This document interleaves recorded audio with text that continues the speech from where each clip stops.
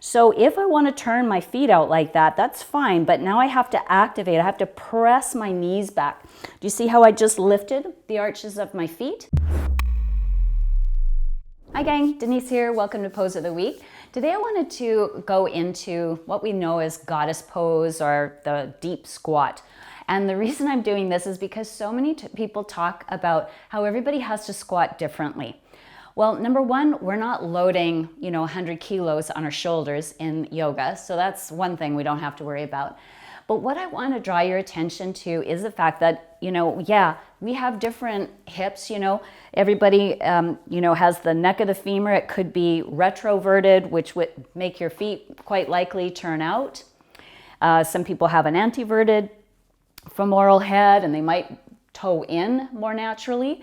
And then here we are telling people to point their great toes straight ahead, heels a little bit wider. And that is what I tell them.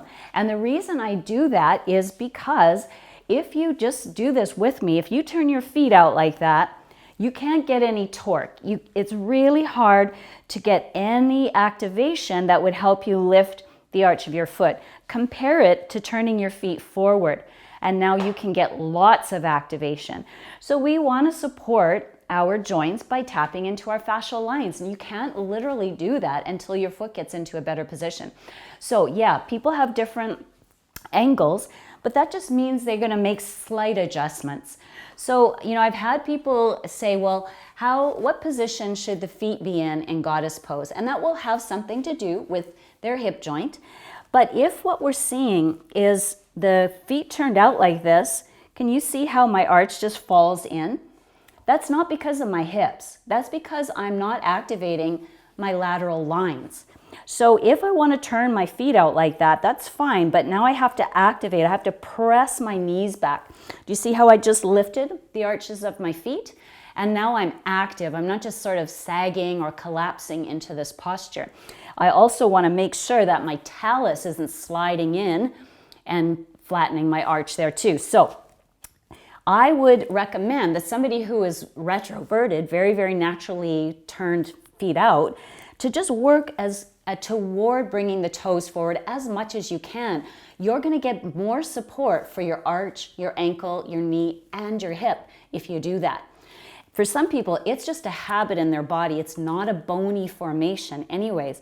So, that's important. So if I turn my toes forward and press my knees out, wow, I've got lots of activation. And I would recommend rising out of your bottom a little bit so we're actually active in the pose as much as possible.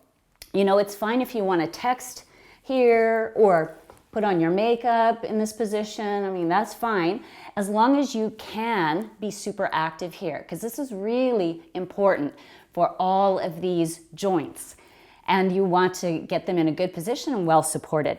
So that's what I would have to say about that. You want to work toward getting those toes organized so they're straighter ahead. According to your body type, respect that. But the more you orient yourself that way, the more control you're going to have at the arch, the ankle, the knee, and the hip. All right, so again, experiment with it in your body. I recommend that you do that. That's an important posture for us human beings to maintain. So we should be practicing, but practice with good technique, and that's going to be the best outcome for you. All right, thanks for joining me today. Bye for now.